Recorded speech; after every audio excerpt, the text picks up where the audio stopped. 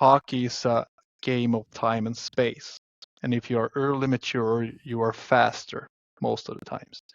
So then you are faster to the puck, so you have more time with the puck. And more time means that you can make a better decision. And then you look like you have hockey sense or being talented. But the only thing that you had was more time with the puck. Welcome back to my podcast, Science and Sports. I'm your host, Simon, as usual. And today I'm thrilled to sit down with John Lind, who is the Director of Education and Research at the Swedish Ice Hockey Association. Hi, John. Hi, Simon. How are you? I'm doing fine. Thank you very much. It's, like I said, a pleasure talking to you. I was lucky enough to hear you moderate the IIHF symposium in Stockholm a couple of months ago. So it's really great to see you again. Good to see you too. And thank you for having me on your podcast. It's an honor to be here. It's really a pleasure, John. Thank you. I already talked in August, I think, with Ken Martel about biobanning in the US Hockey Federation. And I'm thrilled to talk to you today about your standpoint and obviously also about you as a person and the approach you guys have in the Swedish Association. Before we get a little bit deeper into that topic, would you mind introducing yourself to my guests and listeners? Yes, of course. So obviously then my name is John Lind, and I work as Director of Education and Research at the Swedish Ice Hockey Association. I have been now with the association for the last 9 years, doing then in the beginning a bit more connected to player development and our development camps and national team pathways.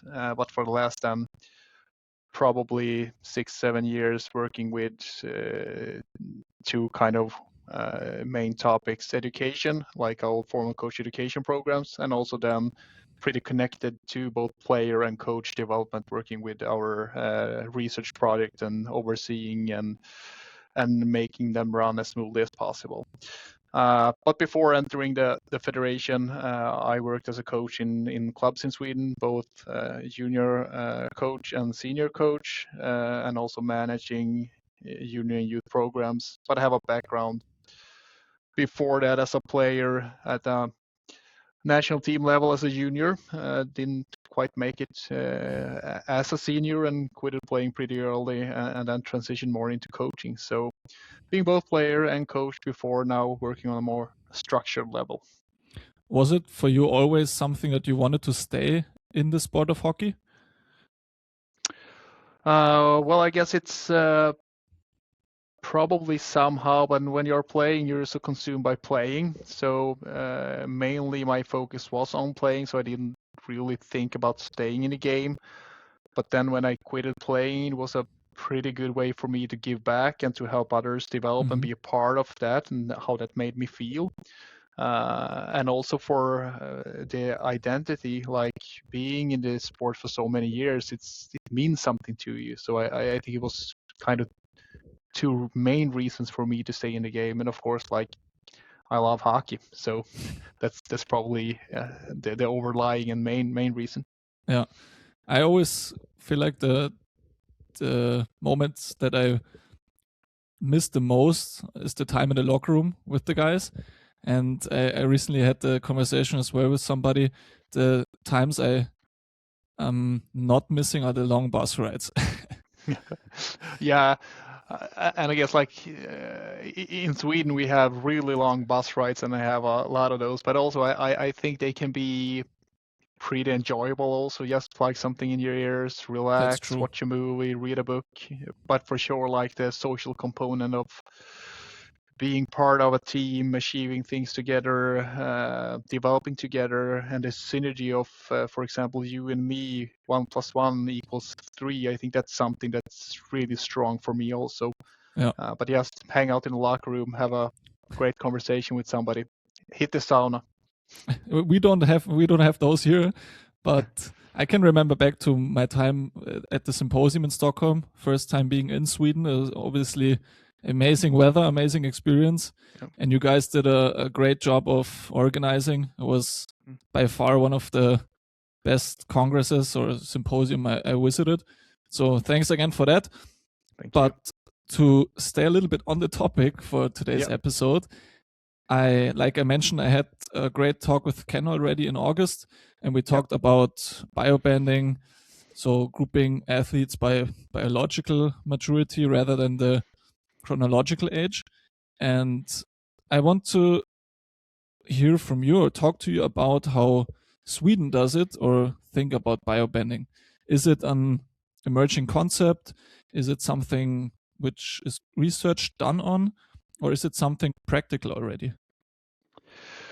Well, if we start by taking one step back, for us, this kind of idea emerged from us doing two other research projects from the same data set. Since we have in Sweden, our main programs are connected to the high schools. So we have 27 on the male side, kind of hockey high school programs.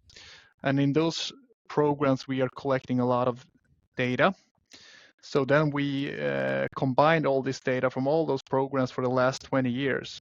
And then we looked at biological maturation, meaning when the kids are entering puberty, and compare that to reference population in Sweden. And then you can see if people enter puberty late, on time, or early. And we know when they are entering on time or early, they will get benefits from being stronger and faster and look like talents, and then being selected into teams and being labeled and have those kind of better coaching, more coaching kind of things. So then we took this data, we back calculated the biological maturation of the players, we compared it to reference population, and then we put that in relation to all selection points in Swedish ice hockey. So under 16, this is on the boys side, under 18, under 20, and then we looked at the players that made it all the way to the NHL.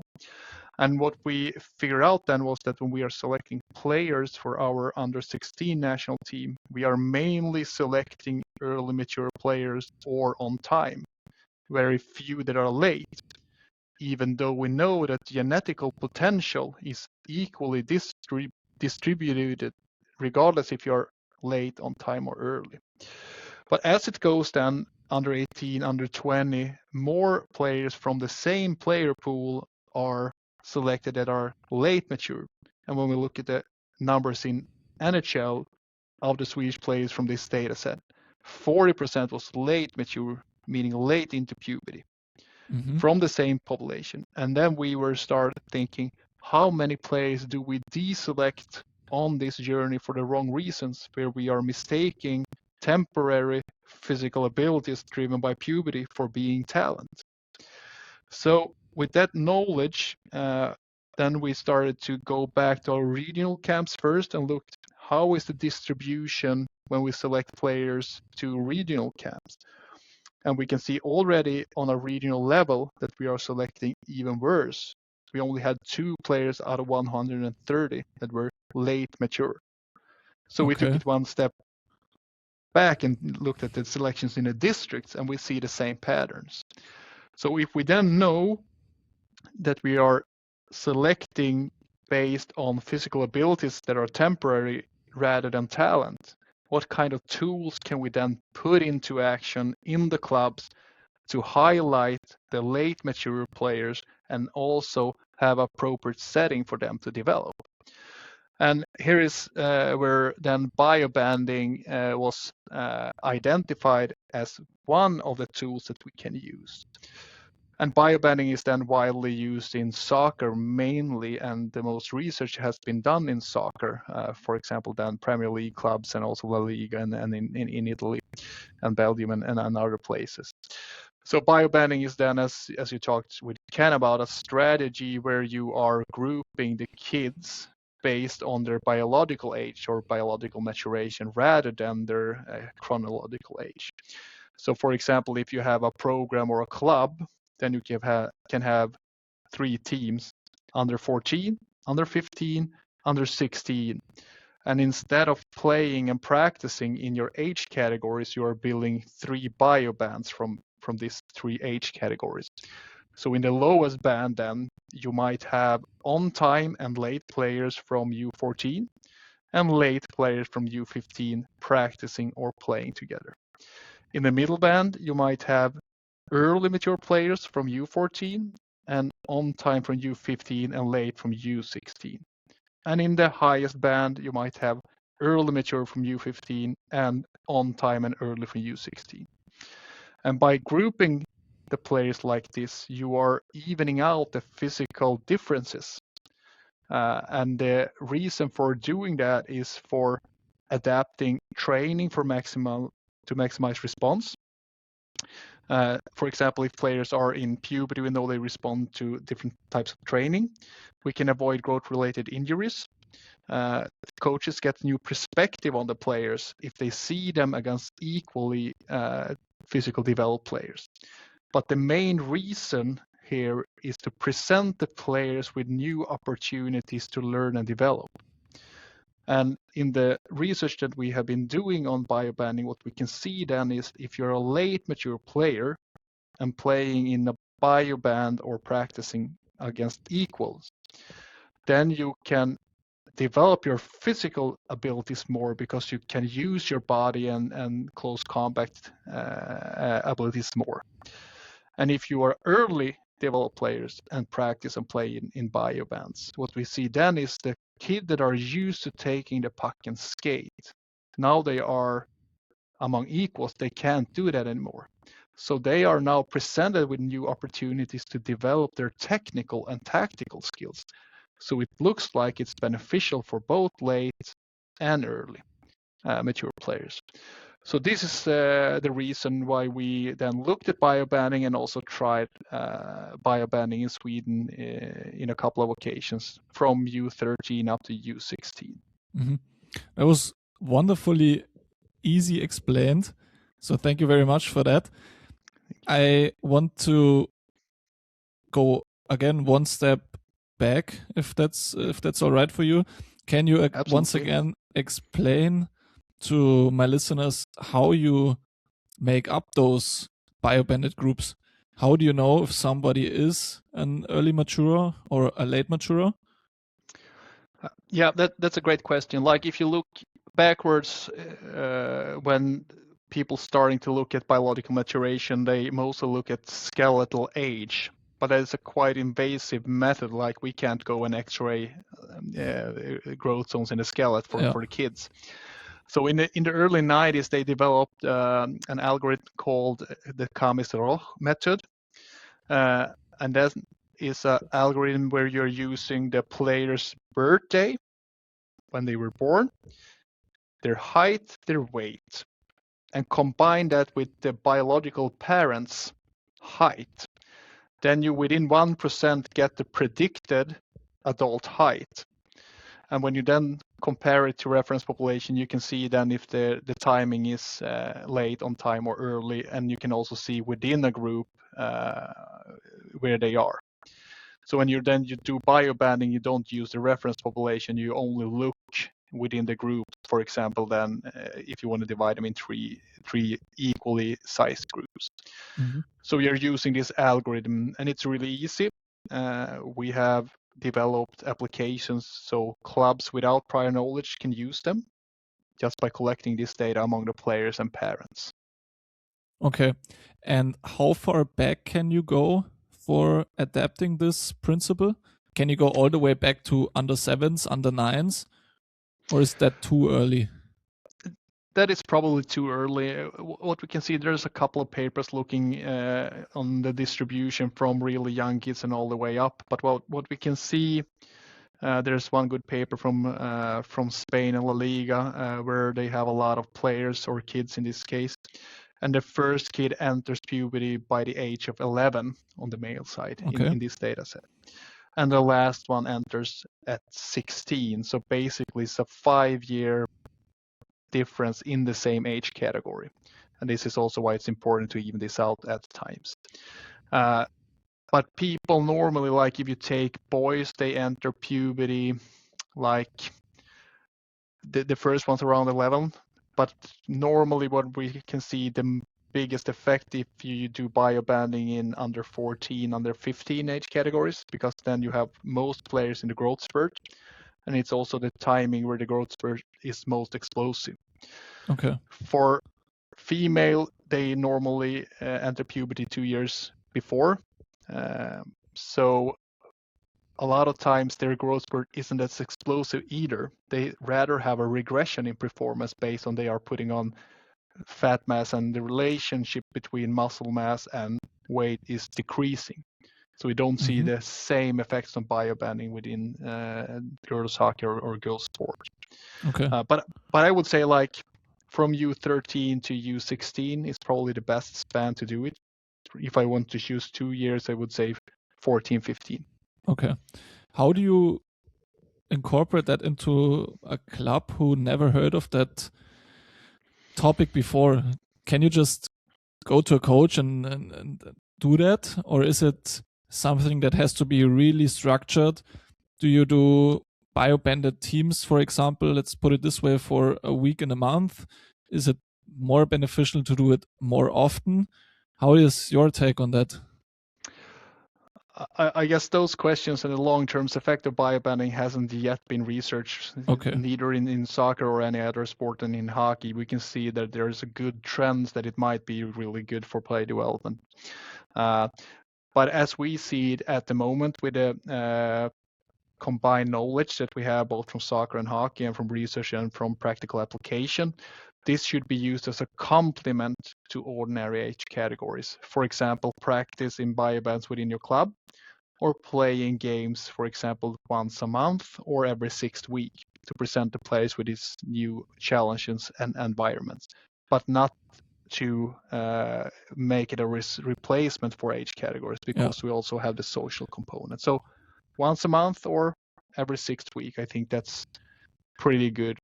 And to your question about how to start, like if you do the research part that we have been doing, then you need to have a solid information to parents, to players, and everything to get them on board and understanding the rationale behind. But if you only want to practice and do it like a tool, of course, I think it's important to inform the parents the reason why you're doing it and show them the science behind. But then I think it's more easy to just try to see the effects. Does the player like it? How does the coaches change perception? And if I were to start somewhere, I would only collect the biological maturation data and have that information when I practice and have my planning done. Because if I know the distribution within my team, then I can see, well, John and Simon, they are late. So then we need to do something else in strength and conditioning for them. I might have a station-based drill where I manipulate the constraints to also make that drill efficient for them. So just having the information first. And also if I'm supposed to do a selection, I would know those players are equal at the moment, but one is late and one is early. Then it's good information for me to have. And then secondly, once I have tried and get to know that kind of information, then I would bioband and try it as an application within the club. Okay.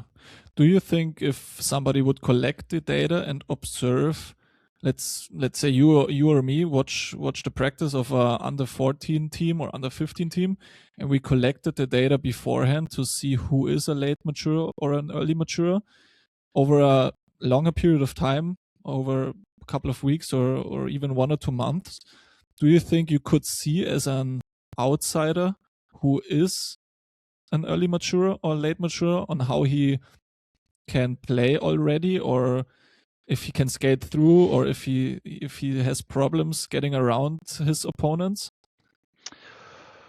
Well, I think without looking at the data, of course, you can sometimes observe the differences. But I think a lot of you can call it probably the messy middle, the players in between are pretty hard to detect. So I think like the most obvious cases you can see without having the numbers, but the other ones you need to have the numbers to actually figure it out. And sometimes also when we talk to coaches, they say that they can spot the difference between an early mature player and a talented player.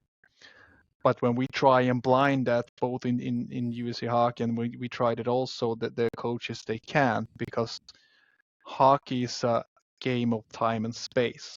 And if you are early mature, you are faster most of the times. So then you are faster to the puck, so you have more time with the puck. And more time means that you can make a better decision. And then you look like you have hockey sense or being talented. But the only thing that you had was more time with the puck. Yeah. So this makes it tricky to separate, and also the reason why people are selected more often being early mature.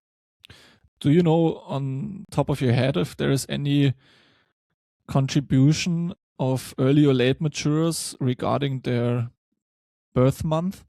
If they're born in the early times of the year or late times?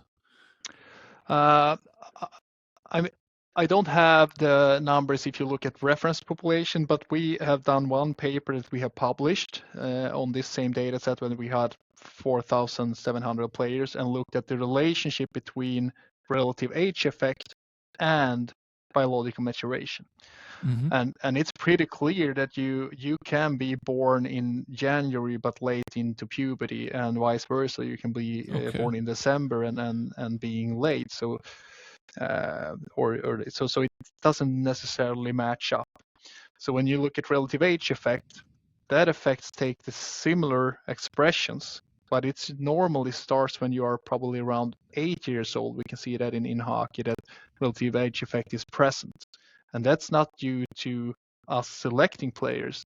It's due to the indirect effects where if you are born early and lived longer, you get more attention, it strengthens your competence, which affects your motivation to be part of hockey. So the late born are dropping out because of they don't feel competent, they don't have the good coaching. But this effect normally fades away somewhere when the kids are 13, and then the maturation effect kicks in. So it's two different effects, but they are closely related in how they are expressed in the systems. But to answer your question, it's no clear pattern between birth month and maturation. Okay. What are some of your the Swedish goals or priorities, or are there even already some observations that you can share with us regarding dropout rates or long-term development that there's a primarily focus on, or some interesting data which shows that, let's say, some development numbers went up after those biobanded games or practices? I think it's a bit too early to say, but like based on we have now published 4 papers within the area of growth and maturation and biobanding.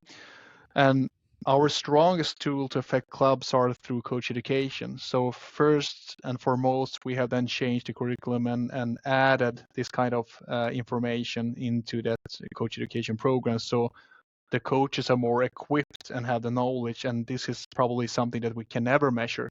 But if they are more equipped, they can handle it better in the clubs. And the other things is more that we have the understanding within the federation when we are doing the selections, because like if we are leading the way, it also affects how players are treated and developed within the clubs. So I think it's too early to say, but still I at least hear and see changes within the programs based on this knowledge. And also we have a couple of clubs that are trying biobanding. I was at one club 2 days ago that are going to start to try it this spring. But also there's clubs saying that there's a practical barrier, and I have full respect for that. And the clubs that are thinking that biobanding is good, but there's practical hinders, they might only collect the maturation data and use that as information within the program, but not do the biobanding. So you can start small. So I see trends. Clubs are interesting, and I think we will have an increase of clubs doing at least something within this area in the future. It's just hockey related, all right? Or is also soccer? For us, it's only hockey, but also the Swedish Soccer Association or Soccer Federation, they are also doing both what's called Future Team, which we also are doing, as well as biobanded tournaments.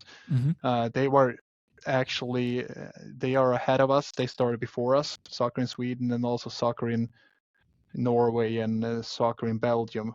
So soccer is ahead of the game in this area. Okay. Are the data sets, when you compare the soccer teams to the hockey teams, are there similarities, or is there something huge which is different regarding the sports? No, not so far. I guess like to some point, we are selecting even more early mature players, especially when we subgroup by position. When we see, like, for example, defensemen, that is one category for us that we are selecting mainly mature players. And also, since the physical component in hockey is a bit more excluding, there's a trend that it's even more important to adapt in hockey than in soccer. Okay. Do you think in the next couple of years, biobanding will replace the traditional system of player groupings by their chronological age? Or do you think it's just a good adaptation and a good change of scenery to implement it? I don't think that it will replace, and that's not our intention either. We only Okay. see it as a complement, because like if you look at age categories, that's also a way of limiting differences, because then you're having 12 months within this certain amount of time. People and players most likely are pretty equally developed. So age categories is also something. And since main parts of society is based on age categories, it's also the social component with friends in school, with how everything is structured. So there's no intention of breaking that up. Okay. And I know I asked you a lot about differences and similarities. Same question again, but I'm interested also in because we talked a lot about males, but it's also good for females. If I heard that out correct, are there any things that might change in the future regarding the gender of the athlete? Is there a big change you could recognize? Between girls and boys Yeah. within yeah. Well, we have some data that we collected in a district tournament now in a couple of months ago, and we at that point they are 15 years old. We don't see a maturation effect, and that's because like the population is not so large, and also they have mainly went through puberty already at that point. So those effects aren't too present when they are selecting. So it's probably further down within the system. And as I said in the beginning, the growth spurt isn't as explosive for girls, so I don't think that it will affect as much. There's some data in Swedish soccer though, and also I know USA Hockey will collect more data on girls next season. So we'll probably have a better understanding on how it might affect girls in sports and in hockey, and also how we might use the information to make their development pathways better. But at the moment, we don't see the same effects so far. Okay. But hopefully, like within a year. Do you think it could maybe lead to an increase in girls playing hockey? If you think about it that way, like I have it in my head, if they play with boys which aren't that strong yet, that they might want to continue playing because they have more touches, they can make maybe more plays and feel a little bit more integrated into the playing style on the ice? Or do you think that's not important in that category? I don't think that we will see a situation where we use the biological maturation data to match female and male players. But as a general question, if you're able to have girls in settings where they have more puck touches and feel more competent, and also challenge them more at the best challenging point, I think that would be something that would be really good. But I'm not sure if that's something we can connect to measuring maturation status on boys, though. Yeah. Okay. John, I have one final question for you before we wrap it up.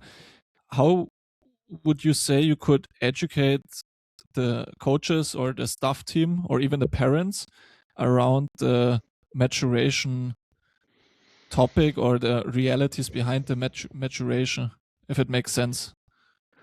Yeah, so what we have been doing to make this more accessible, we have this web page. It's called Hockey Akademin, a Swedish page, where we are posting articles on the topic written in a language so people can understand, taking away the fussy words from science.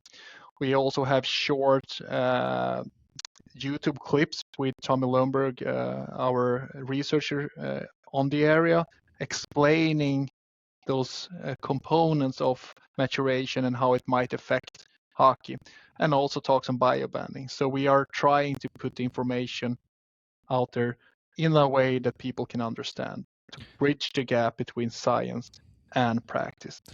And also, as I said, changing coach education. And also, when people have questions, we try to go out to the clubs and say, hey, we can come and talk to you. You can have questions, set up meetings with parents. Mm-hmm. Is that website you just mentioned purely in Swedish, or is it also available in English? It's only in Swedish at the moment, but probably you can use some kind of AI to translate. Yeah, 100%. John, thank you very much for the fantastic dive into the Swedish approach in biobanding. You just mentioned the Swedish website. Is there any other way of learning more about biobanding, about your work for the organization, also about the developments in the area of biobanding, what happens in the Swedish association? Where can someone follow along if he's interested? Well, normally when we have done new stuff, I will typically post that on LinkedIn, and then I post it on English so people can follow there.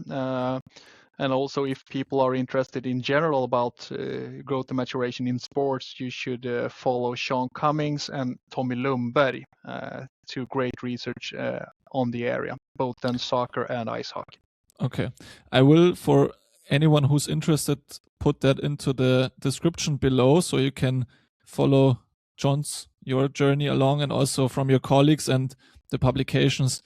And for my end, John, thank you very much for taking your time and talking to me. It was a pleasure to again see you and talk to you. And hopefully it wasn't the last time that we had a talk together. Happy to come back. Thank you very much. Yeah. Take care, Thank John. you. Bye-bye. Thanks for listening to the show. If you enjoyed this episode, make sure to follow the podcast, leave a rating or comment, and share it with someone who loves sports science.